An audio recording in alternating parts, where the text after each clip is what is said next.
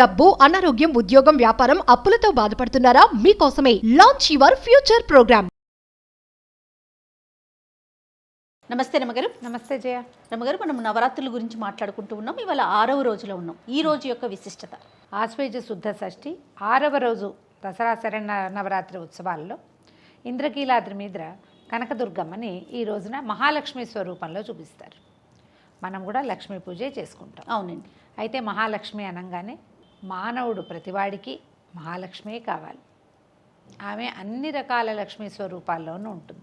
లక్ష్మి అనగానే సాధారణ అర్థం మనం లౌకికంగా ధనం అని తీసుకుంటాం. అవును. లక్ష్మి ధన, ధాన్య, ధైర్య, సంతాన ఎన్ని రకాల లక్ష్మిలో కావాలి మనకి. అవును. ఇన్ని స్వరూపాలలో అమ్మవారు కనపడుతుంది. ఎంత సంపద ఉన్నా ధైర్యం లేకపోతే లాభం లేదు కదా. అంతే. ధాన్యం బోళ్ళంతో వచ్చినా దానివల్ల ధనం రావాలి, ధనలక్ష్మి అవసరం కూడా ఉంటుంది. అన్ని లక్ష్మిలో అవసరమే కదా రమగారు. అంటే పరిపూర్ణతని 8 స్వరూపాలలో ప్రదర్శిస్తుంది లక్ష్మీదేవి. అవును.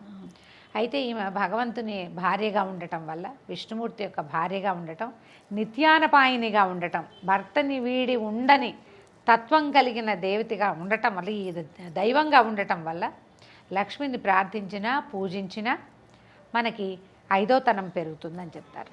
ఐశ్వర్యానికి లక్ష్మీదేవి, సాహసము, ధైర్యము, సాహసోపేతమైన నిర్ణయాలు తీసుకోవడానికి, సాహసోపేతమైన పనులు చేయడానికి లక్ష్మీదేవి. భర్తతోటి ఎక్కువ కాలం కలిసి ఉండడానికి 5వ తనానికి లక్ష్మీదేవి, సంతానానికి లక్ష్మీదేవి, పాడి పంట దానికి లక్ష్మీదేవి, సిరి సంపద లక్ష్మీదేవి. అన్నిటికీ మహాలక్ష్మిని కొలవటమే అల్టిమేట్ గోల్గా కనపడుతుంది మనకి. అది అయితే ఈ లక్ష్మీ స్వరూపంగా వెలిసిన ఆవిడ విష్ణువుతో కలిసి వైష్ణవి శక్తిగా మనకి దర్శనమిస్తుంది. అయితే వైష్ణవి శక్తి చాలా ప్రత్యేకమైన శక్తిగా చెప్తారు. దీనికి సంబంధించిన ఒక ప్రత్యేకమైన గాథ కూడా ఉంది. ముందు అమ్మవారికి ఈరోజు ఏం సమర్పిస్తారో చెప్పి అప్పుడు కథ చెప్పుకుందాం. తప్పకుండా. లేదా గులాబీ రంగు, పింక్ కలర్స్, ఏ రకమైన పింక్స్ అయినా సరే, ముదురుగా కళ్ళకు కొట్టే రంగు కాకుండా కొంచెం లేత రంగులో ఏ వస్త్రాన్నైనా మనం అమ్మవారికి సమర్పించవచ్చు. మహాలక్ష్మి పూజ చేసుకుందాం ఈరోజు ఏదైనా చక్కగా అని అనుకుంటే కనుక ఓ మంచి గులాబీ రంగు చీర కట్టుకుని అమ్మవారికి పూజ చేసుకోండి. గులాబీలతోటి పూజ చాలా బాగుంటుంది. వాసన వచ్చే పువ్వు, గులాబీల్లో కొన్ని ఊరికే ఉంటాయి, అవి అలాగే ఉంటాయి 15 రోజులైనా. అది కాకుండా సెంట్ అంటారు, కొంచెం గుమగుమలాడుతుంది, గులాబీ అత్తర్ వాసన వస్తుంది. ఆ పువ్వుతో అర్చన చాలా మంచిది. అయితే అమ్మవారికి ప్రీతిపాత్రమైన దినుసుగా మనకి శనగపప్పుని చెప్తారు. శనగలు ఆమె యొక్క ధాన్యంగా చెప్పబడుతుంది. ధాన్యం ఉంటుంది, గ్రెయిన్. అయితే శనగపప్పుతో చేసిన ఏ పదార్థాన్నైనా అమ్మవారికి నివేదన చేయొచ్చు. పెద్ద పదార్థాన్ని చేయలేమనుకుంటే మామూలు క్షీరాన్నంలోనే శనగపప్పు వేసి చేయండి. బూరెలు లాంటివి నివేదన చేయొచ్చు, మైసూరుపాకు లాంటివి చేయొచ్చు, బూందీ, తీపి బూందీని నివేదన చేయొచ్చు.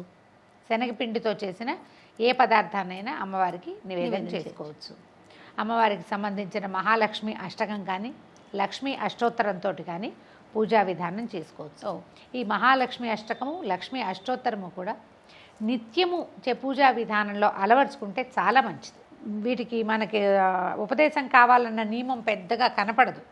అన్ని చోట్ల విష్ణు సహస్రనామం చదవంగానే లక్ష్మీ అష్టోత్తరం చదవాలి, అది లెక్క. లక్ష్మీ అష్టోత్తరం చదివితే లక్ష్మీ అష్టోత్తరమే చదువుకోవచ్చు, కానీ విష్ణు సహస్రనామం చదివితే మాత్రం లక్ష్మీ అష్టోత్తరం చదవాలి. వీళ్ళిద్దరిని పక్క పక్కన చదువుకోవటం వల్ల ఇది మంచిది. ఇప్పుడు పొద్దుటి పూట మనం ఏదో హడావిడిలో ఉంటాం, గబగబా లక్ష్మీ అష్టోత్తరం చదువుకుని పూజ చేసుకుని వెళ్ళొచ్చు. మనం విష్ణు సహస్రనామం చదివినప్పుడు కనుక లక్ష్మీ అష్టోత్తరాన్ని కూడా వెనకాల చదవటం అలవాటు చేసుకుంటే ప్రయోజనం ఎక్కువగా ఉంటుంది. ఓకే. ఒక పదము దాని అర్థం ఎలా ఉంటాయి, విడదీయరాని సంబంధం, అంతే, కలిసి ఉంటాయి. వీళ్ళిద్దరు కూడా అలాగే కలిసి ఉంటారు. ఈ కలిసి ఉండే దేవతలు ఇద్దరినీ కూడా, విష్ణువుని లక్ష్మిని కలిపి ఆరాధిస్తే చాలా మంచిది, ఎక్కువ ప్రయోజనకారిగా కనపడుతుంది, బాగుంటుంది చేయగలిగితే. లేదా లక్ష్మీ అష్టోత్తరం చేసుకోండి. లక్ష్మికి అష్టోత్తర శతనామావళి అంటే ముందేదో స్తోత్రం ఉంటుంది కదా. అవునండి. ఫలశ్రుతి స్తోత్రం ఉంటుంది, ఎవరెవరికి చెప్పారు కనపడుతుంది. ఒట్టి నామాలు ప్రకృతి వికృతి విద్యం ఓం ప్రకృతి నమః, ఓం వికృతి నమః ఇలా కూడా పూజించుకోవచ్చు. కుంకుమార్చన చాలా విశేషంగా లక్ష్మీదేవికి ప్రీతిపాత్రం. పువ్వులతోటి చేసుకోండి. అది కుంకుమార్చన మనం ఎక్కువ కుంకుమార్చన చేయకూడదని చెప్పుకుంటాం. అందుకని ఈ రోజున అష్టోత్తరంతో పువ్వులు చేసుకోండి. ఏ అష్టోత్తరంతోటైనా పువ్వులను అర్చించుకోవచ్చు, ఎన్ని పువ్వులైనా సమర్పించుకోవచ్చు. ప్రత్యేకంగా చేమంతి పువ్వులు కూడా ఈమెకు ప్రీతిపాత్రం అని చెప్తారు. ఇప్పుడు దొరుకుతాయి కదా ఈ సీజన్లో బాగా. చక్కటి చేమంతుల్ని అమ్మవారికి అర్పించి బాగా విశేషంగా అలంకరించి కనుక పూజా విధానం జరుపుకుంటే అద్భుతమైన ఫలితం లభిస్తుంది. పూర్వం అయోధ్య నగరానికి ఒక రాజుగారు ఉండేవారు, ధ్రువసంధి ఆయన పేరు. ఆయనకి 2 భార్యలు, వాళ్ళకి 2 కుమారులు.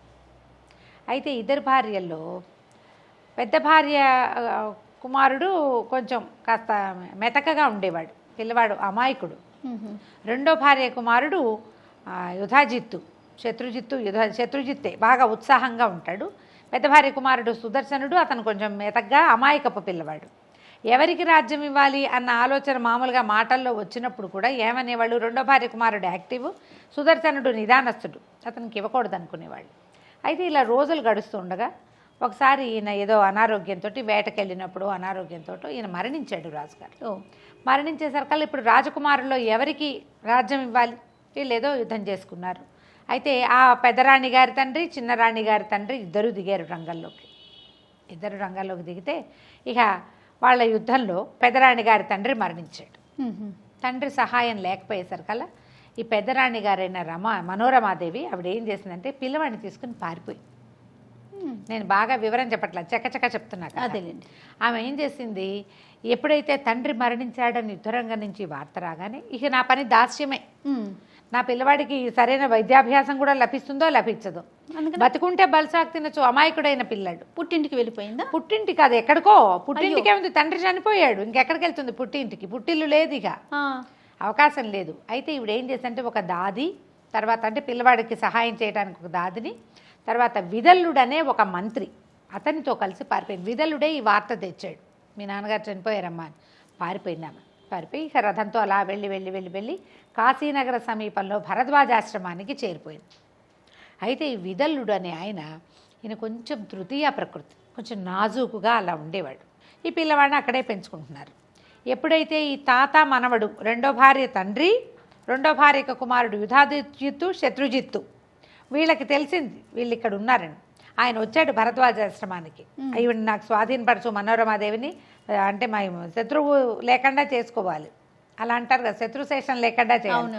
ఏనాటికైనా రాజ్యానికి జ్యేష్ఠుడే అర్హుడు, ఆ జ్యేష్ఠుడు ఇక్కడ బతికుండగా నా మనవడికి రాజ్యం కుదరదు కాబట్టి పిల్లవాడిని అప్పచెప్పంటే భరద్వాజ మహర్షి ఒప్పుకోలేదు. ఎట్టి పరిస్థితుల్లో చెయ్యను, నువ్వు యుద్ధానికి తెగబడతావా, నీ సంగతి నేను చూస్తానన్నాడు. దాంతో యుధాజిత్తు, శత్రుజిత్తు వెనక్కి వెళ్ళిపోయారు. ఇంకేం చెయ్యాలా వాళ్ళు. ఇక్కడే రాణిగారు పిల్లాన్ని పెంచుకునేది. ఈ పిల్లవాడికి 10 సంవత్సరాలు అలా వచ్చినప్పుడు ఓసారి ఎప్పుడో ఒక చెట్టు కింద నుంచునుండగా ఈ ఆశ్రమంలో చాలామంది విద్యార్థులు ఉండేవాళ్ళు. వాళ్ళల్లో కొంతమంది ఈ విదల్లుండి చూసి క్లీబా అనేవాళ్ళు. క్లీబా అంటే తృతీయ ప్రకృతి, సంస్కృతంలో చాలా పదాలు ఉంటాయి, తృతీయ ప్రకృతి అని చెప్తున్నాను కదా.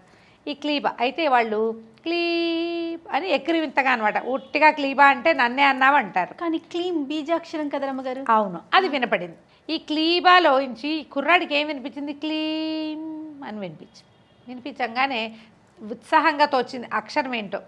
ఊరికే పిల్లలు ఏదైనా ఒకటి కనపడితే అంటూ ఉంటారు కదా, ఆ క్లీమ్ క్లీమ్ క్లీమ్ క్లీమ్ అంట మొదలుపెట్టాడు. లోపల బయట కూడా క్లీంకారమే, వదిలిపెట్టల. ఆ క్లీమ్ ఎంత అయిపోయిందంటే కొన్ని లక్షల సార్లు అన్నాడట. పునశ్చరణ జరిగేసరికల్లా అందులో నుంచి, ఆ వైబ్రేషన్లో నుంచి శక్తి బయటకు వచ్చేస్తుంది. వైష్ణవి బీజం, క్లీంకారం. అయితే వైష్ణవ శక్తి అతనికి గరుడారూఢగా అమ్మవారు కనిపించి వీడికి ఒక ధనుసు బాణాలు ఇచ్చింది సుదర్శనుడికి. ఆ ధనుర్బాణాలతోటి ఇతను చక్కగా అస్త్ర విద్యలు నేర్చుకున్నాడు. పిల్లవాడిలో ఏదో మార్పు వచ్చిందని తెలిసింది కానీ వాళ్ళకి తెలియలా. మనం రోజు చూస్తున్న పిల్లల్లో మార్పు ఉండదు. ఓ 2 నెలల తర్వాత మన ఇంటి చుట్టాలు అబ్బో మీ అమ్మాయి సాగిందే, మీ అబ్బాయి పొడుగయ్యాడే, నువ్వు కొంచెం తెల్లబడ్డావు, నువ్వు కాస్త సన్నబడ్డావు, ఇలాంటివి చెప్తారు. బయట వాళ్ళు ఎవరూ రాకపోవడంతో వీళ్ళకి తెలియలేదు కానీ పిల్లవాడిలో మార్పు వచ్చేసింది.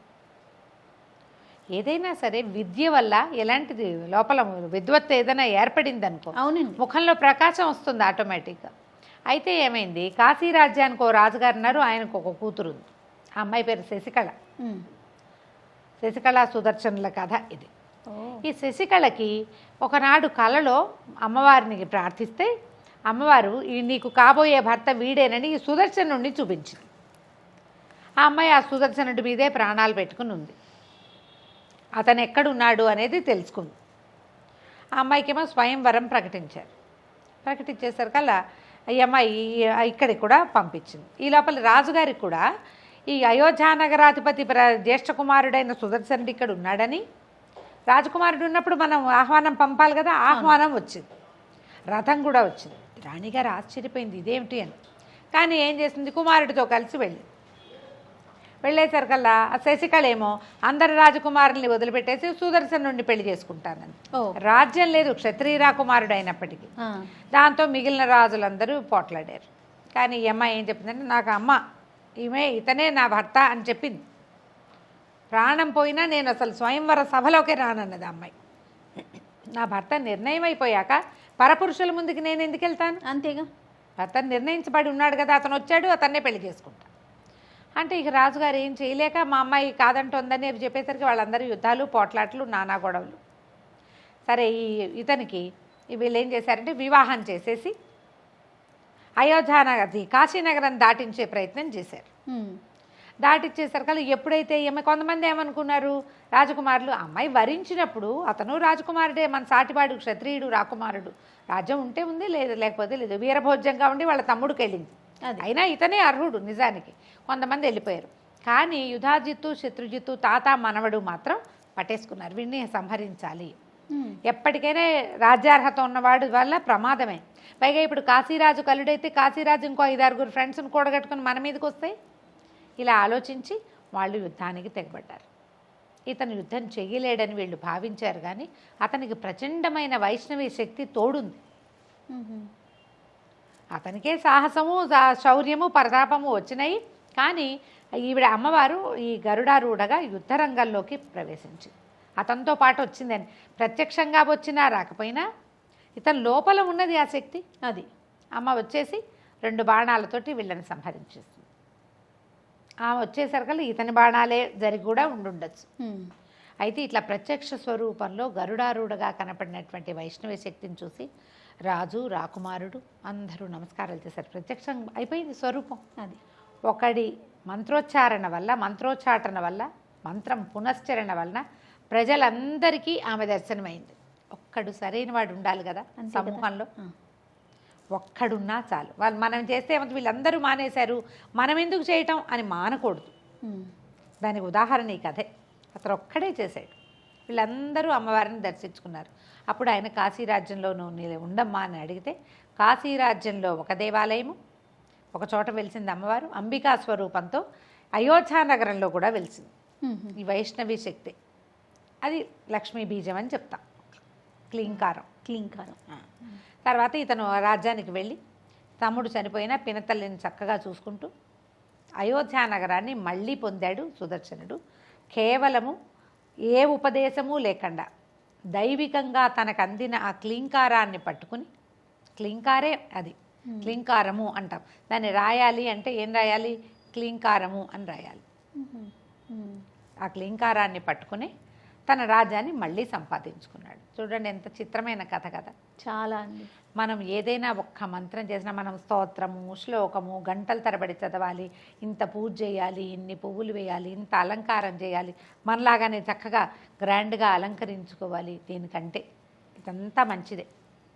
అదేవి కుదరకపోయినా శుభ్రంగా పసుపు రాసుకుని స్నానం చేసి తలారా స్నానం చేయగలిగితే మంచిది, చేయకపోయినా ఏ తప్పు లేదు. మనం ప్రతిసారి చెప్పుకుంటున్నాం, ముత్తైదుకి పుణ్యస్త్రీలకి పసుపు రాసుకుని కంఠ స్నానం చేస్తే సరిపోతుంది.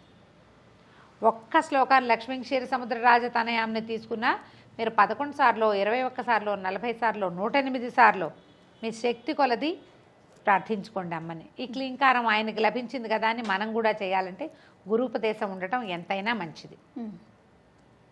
లేకపోతే మనం ఇట్లా ఒక్క శ్లోకాన్ని తీసుకుని ఏదైనా ఒక్క స్తోత్రాన్ని తీసుకుని కూడా అమ్మని ప్రార్థిస్తే, ప్రతిరోజు ప్రార్థన చేసుకుంటే కనుక లక్ష్మీ అనుగ్రహం అన్ని విషయాలలోనూ మనకి లభిస్తుంది. ఒక ధనమే కాకుండా ఆరోగ్యం సిద్ధిస్తుంది, ఐశ్వర్యం సిద్ధిస్తుంది, 5వ తనం సిద్ధిస్తుంది, అఖండ సౌభాగ్యవతిగా ఉండాలి కదా. అంతేగా మనం ఏం పూజ చేసుకోవాలన్నా అన్ని రకాల ఐశ్వర్యాలు లభిస్తాయి. ఈ రోజున శనగపిండితో ఏదో ఒక పదార్థాన్ని చేసి అమ్మవారికి నివేదన చేసి ఈ రోజుని సుసంపన్నం చేసుకుందాం. తప్పకుండా రమ్య. నమస్తే. నమస్తే జయ.